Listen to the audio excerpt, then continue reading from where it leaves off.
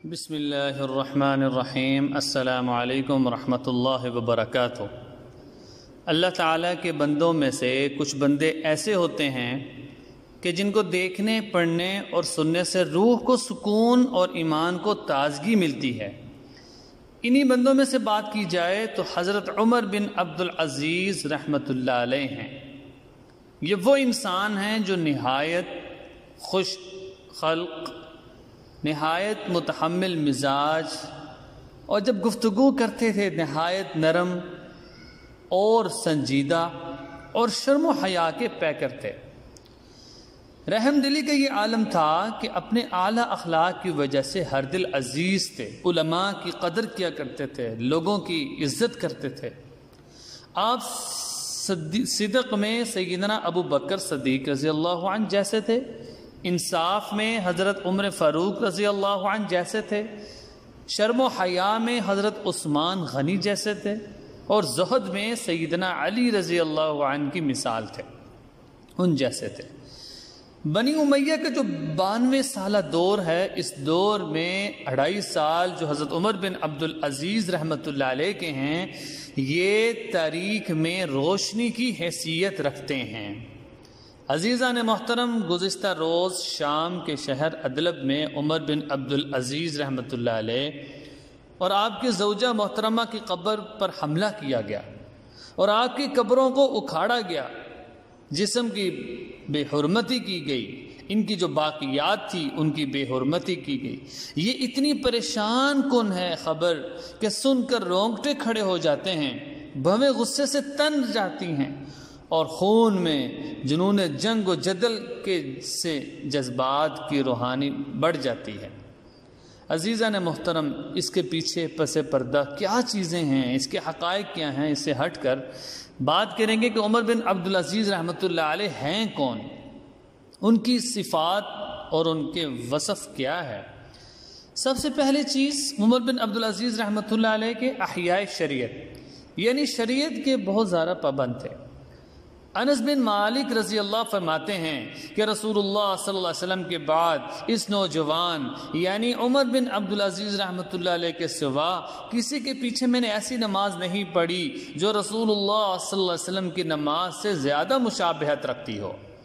اسی طریقے سے یحییٰ رحمہ اللہ فرماتے ہیں کہ عمر بن عبد العزیز رحمۃ اللہ علیہ پیر اور جمعرات کا روزہ رکھا کرتے تھے۔ عفو اور درگزر کی مثال کہ زندگی میں بہت سارے ایسے انسان کے واقعات پیش آتے ہیں جس سے وہ مغلوب ہو جاتا ہے اور اسے غیب و غضب سے وہ لبریز ہو جاتا ہے، دل چاہتا ہے کہ فوراً انتقام لیا جائے، لیکن عمر بن عبد العزیز ایسے نہ تھے۔ عبد الملک رحمہ اللہ بیان کرتے کہ ایک مرتبہ عمر بن عبد العزیز رحمۃ اللہ علیہ قیلولہ کر کے اٹھے تو دیکھا سامنے ایک آدمی ہے جو صحیفہ لے کر آیا، کسی چیز میں لپٹا ہوا ہے۔ اس نے گمان کیا کہ پتہ نہیں میں عمر بن عبد العزیز رحمہ اللہ تک پہنچ پاؤں گا، یعنی اس نے وہ صحیفہ ان کے چہرے پر مارا جس سے زخم آ گیا، اور عمر بن عبد العزیز رحمہ اللہ نے صحیفے کو پکڑا، کھولا، پڑھا اور حکم یہ دیا کہ اس کی جو حاجت ہے اس کو پورا کرو۔ اب عام کوئی آدمی ہوتا، اس کے ساتھ یہ معاملہ پیش آتا تو وہ ناراض ہوتا، غیب و غضب ہوتا، لیکن عمر بن عبد العزیز رحمۃ اللہ علیہ نے ایسا نہیں کیا۔ اگلی چیز، تواضع اور انکساری۔ تواضع اور انکساری میں آپ حد درجے کے ان کے اندر تواضع پائی جاتی تھی، اس قدر کے ایک باندی کے بارے میں آتا ہے کہ جو عمر بن عبد العزیز رحمہ اللہ کی تھی، آپ کو ہوا دے رہی تھی، عمر بن عبد العزیز رحمہ اللہ کی آنکھ لگ گئی، سو گئے، جب اٹھے تو دیکھا کہ یہ باندی سوئی ہوئی ہے، پسینے میں شربور ہے۔ عمر بن عبد العزیز رحمہ اللہ نے وہی پنکھا پکڑا اور اس کو ہوا دینا شروع کر دی۔ جب وہ اس کی آنکھیں کھلی تو روئی، چیخی، چلائی کہ امیر المؤمنین مجھے ہوا دے رہے ہیں۔ عمر بن عبد العزیز رحمۃ اللہ علیہ نے عجیب جواب دیا، فرمایا کہ کیا میں اور تم دونوں اللہ کے بندے نہیں ہیں؟ یہ عالم تھا عاجزی اور انکساری کا۔ کسی نے کہہ لیا اے زمین پر اللہ کے خلیفہ، فوراً ڈانٹا، میری ماں نے میرا نام عمر رکھا ہے، اگر تم کہو تو مجھے میری کنیت سے پکارو، اور کہا اگر تم زیادہ ہی کہو تو امیر المؤمنین کہو۔ زمین پر تو اللہ کے خلیفہ داؤد و سلیمان تھے۔ اسی طرح عدل و انصاف میں آپ الگ حیثیت رکھتے تھے۔ عمر بن عبدالعزیز رحمہ اللہ خلفائے راشدین جیسی مثال رکھتے تھے. انہوں نے عدل و انصاف اور مساوات قائم کیا کہ کوئی زکوٰۃ لینے والا ان کے دور میں نہیں ملتا تھا. مظلوم کو اس کا حق دلوایا، ظالم کو اس کے ظلم سے روکا. اسی طرح دنیا سے بے رغبتی تھی. کن فی الدنیا کا انک غریب او عابر سبیل. عبداللہ بن عمر رضی اللہ عنہ کو رسول اللہ نے جو نصیحت فرمائی تھی اس پر عمل کرتے تھے.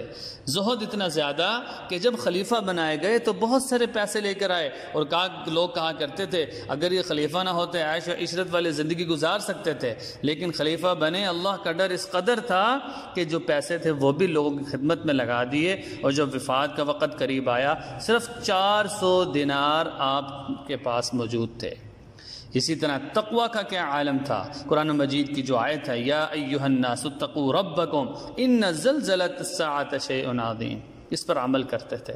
ان اکرمکم عند اللہ اتقاکم، کہ سب سے زیادہ تقوی والا وہ ہے، سب سے زیادہ معزز کون ہے؟ جو سب سے زیادہ تقوی ہے. یہ حضرت عمر بن عبدالعزیز رحمہ اللہ کا. اسی طرح خوف کا بہت عالم تھا.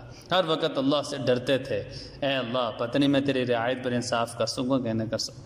تو آج 1300 سال کے بعد ان کی باقیات کے ساتھ بے حرمتی کرنا گویا کہ بڑا عجیب سانحہ ہے. تو ایسی ہستی کہ لوگ ابھی بھی، جس نے لوگوں کی خدمت کے لیے اپنی زندگی کو وقف کر دیا، آج لوگ ان کے ساتھ لوگ کیسا رویہ اختیار کرتے ہیں. عمر بن عبدالعزیز رحمہ اللہ کے جو کارنامے تھے، آپ نے بیت المال کی حفاظت کا نہایت اچھا انتظام بنایا. آپ نے بوڑھوں اور بچوں کے لیے بیت المال سے وظیفہ مقرر کیا. آپ کی جو مالی حالت تھی وہ کمزور تھی، لیکن انہوں نے رعایا کو مستحکم کیا. اسی طریقے سے آپ کے دور میں بڑے پیمانے پر تبلیغ کا کام ہوا، لوگ بہت سارے مسلمان ہوئے. آپ نے بہت ساری مساجد کو تعمیر کروایا. مسجد نبوی کی 80 و 9 تعمیر ولید بن عبد الملک اور ان کے بعد عمر بن عبدالعزیز رحمہ اللہ نے کروائی. آپ نے اپنے دور خلافت میں لوگوں میں روحانیت کو فروغ دیا، نیکی، تقوی اور دنیا سے بے رغبتی، اس کا سبق دیا. تو اللہ تعالیٰ عمر بن عبدالعزیز رحمہ اللہ کے اندر جو صفات تھی، اللہ تعالیٰ ہمیں وہ صفات اپنانے کی توفیق نصیب فرمائے. اور جنہوں نے عمر بن عبدالعزیز رحمہ اللہ کے ساتھ یہ معاملہ کیا، ان کی باقیات کے ساتھ بے حرمتی کی، اللہ تعالیٰ ان کو انجام تک پہنچائے. بسم اللہ الرحمن الرحیم. السلام علیکم ورحمۃ اللہ وبرکاتہ. اللہ تعالیٰ کے بندوں میں سے کچھ بندے ایسے